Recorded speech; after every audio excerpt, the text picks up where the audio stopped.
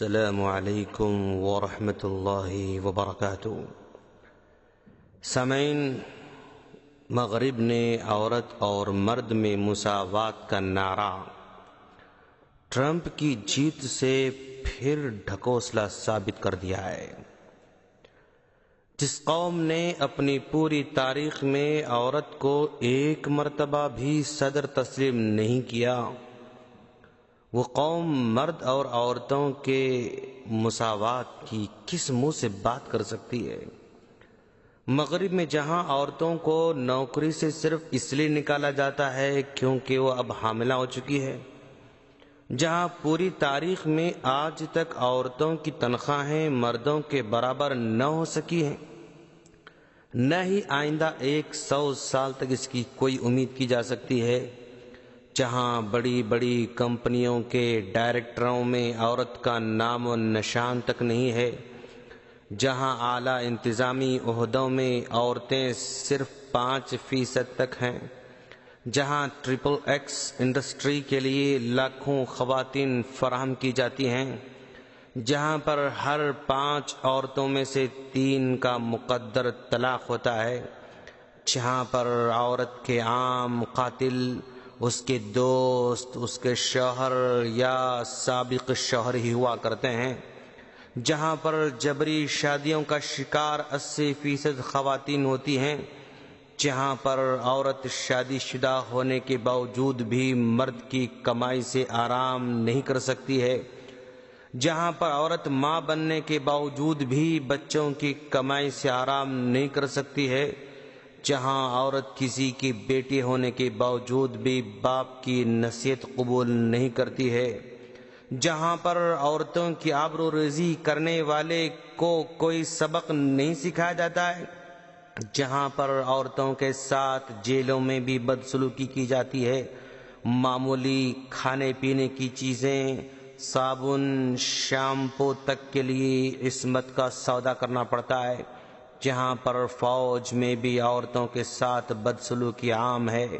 ان تمام بدنما داغوں کے ساتھ اپنی جھوٹی زبانوں سے دعویٰ کرتے ہیں عورتوں اور مردوں میں مساوات ہونا چاہیے، لیکن اب تک امریکہ میں 45 صدر بن چکے، ایک مرتبہ بھی عورت کو اس لائق نہیں سمجھا گیا کہ وہ صدر بن سکے۔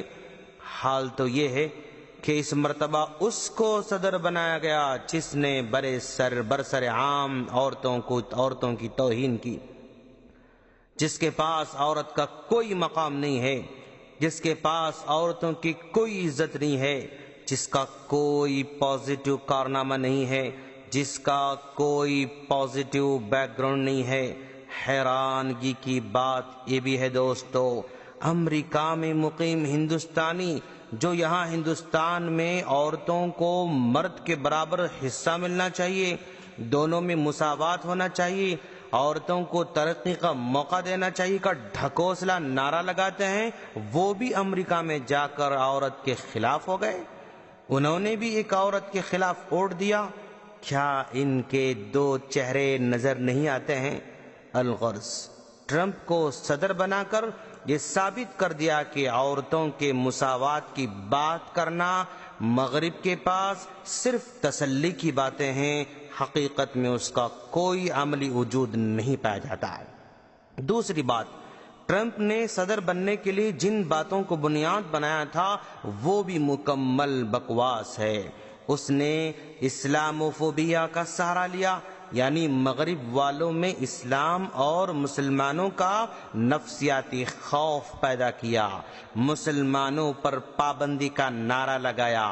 عوام بھی کتنی بیوقوف ہے دوستو، جو میڈیا کی ہر بات پر یقین کر لیتی ہے، اس کے پاس نہ سٹڈی ہے، نہ تجزیہ ہے، نہ سمجھ ہے، نہ بوجھ ہے، مسلمانوں سے کیوں کر ڈر رہی ہے، حالانکہ اس وقت مسلمانوں کے پاس نہ سیاسی طاقت ہے، نہ فوجی طاقت ہے، نہ اس کے پاس سائنس اور ٹیکنالوجی کے کمالات ہیں، نہ معاشی خوشحالی کی طاقت ہے، حتیٰ کہ میڈیا نے مسلمانوں کو اس قدر منفی بنا کر پیش کیا کہ کوئی اس سے متاثر بھی نہیں ہو سکتا ہے، پھر بھی یہ سیاسی بازیگر ہر جگہ مسلمانوں کا خوف پیدا کرتے ہیں۔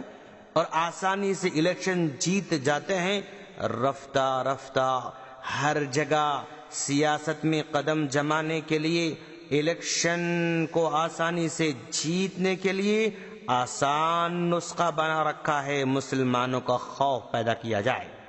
الیکشن جیتنا ہو تو بس مسلمانوں کے خلاف بولو، ان پر پابندی کی بات کرو، ان کے خلاف نفرت کا ماحول پیدا کرو اور الیکشن جیت جاؤ۔ ہندوستان میں بھی یہی حربہ استعمال کیا جا رہا ہے۔ ایسے موقع پر مسلمانوں کو بھی صبر کا مظاہرہ کرنا ہوگا۔ تاریخ بھی اس بات پر گواہ ہے کہ فرعون بھی اپنی سلطنت کا بغیر اپوزیشن کا بادشاہ تھا، اس کی برابری کرنے والا کوئی نہیں تھا۔ ساری فوج اس کی، ساری زمین اس کی، ساری دولت اس کی، ساری رعایا اس کی، سارے باغات اس کے، سارے کاروبار اس کے، ہر گھر میں اس کا راج تھا۔ اس کے باوجود بھی ایک نہتے موسیٰ، جن کا نہ کوئی مددگار تھا، نہ کوئی رسوخ تھا، نہ مال تھا، نہ تجارت تھی، نہ خاندان تھا، نہ کوئی سہارا تھا، فرعون نے لوگوں سے یہ کہا کہ یہ موسیٰ تم کو اپنے ملک سے نکالنا چاہتا ہے، تم پر غالب آنا چاہتا ہے۔ دیکھا آپ نے کہ فرعون بھی اسی سائیکولوجی کو استعمال کر چکا ہے، اور آج کے سیاسی بازیگر بھی فرعون کی سیاسی چال بازیوں کو ہی استعمال کر رہے ہیں۔ جب ہمارے آخری نبی صلی اللہ علیہ وسلم آئے تب بھی یہ فوبیا جان بوجھ کر پیدا کیا گیا۔ دار الندوہ میں مکہ کے سردار سر جوڑ کر بیٹھتے تھے کہ کس طرح اللہ کے رسول اور اسلام کو بدنام کیا جائے، اس کی اشاعت کو روکا جائے۔ شاعر اور کاہن تک کہا گیا، عرب کے قبیلوں میں یہ بات پھیلائی گئی کہ مکہ میں ایک جادوگر ہے جو اس کے زیر اثر آ جاتا ہے، وہ اپنے آبائی دین کا نہیں رہتا، وہ اپنے خاندان سے کٹ کر اسی کا ہو جاتا ہے، اس کے پاس ایسی چیز ہے جو ماں باپ، میاں بیوی اور بھائیوں کے درمیان جدائی پیدا کر دیتا ہے۔ اب بتائیں، جب رحمت للعالمین کے خلاف ہی فوبیا پیدا کیا گیا تو ہم اور آپ کس کھیت کی مولی ہو سکتے ہیں؟ دوست، تاریخ میں جس قدر مسلمانوں کے ساتھ بے انصافی ہوئی، جس قدر ظلم ہوا، جس قدر عدم رواداری کا معاملہ کیا گیا، اگر کسی اور قوم کے ساتھ کیا گیا تھا تو وہ قوم مٹ گئی ہوتی، اس کا نام و نشان تک نہ ہوتا۔ دور حاضر مسلمان نہ تعلیم میں آگے ہیں، نہ فوج میں، نہ سیاست میں، نہ تجارت میں، نہ سائنس میں، نہ ٹیکنالوجی میں، نہ میڈیکل میں، پھر بھی دنیا کا سب سے تیزی سے پھیلنے والا مذہب یہی ہے۔ کیا وجہ ہے؟ کیا وجہ ہو سکتی ہے دوستو؟ صرف اس کی خوبیاں ہیں جو کسی اور مذہب میں نہیں پائی جاتی ہیں۔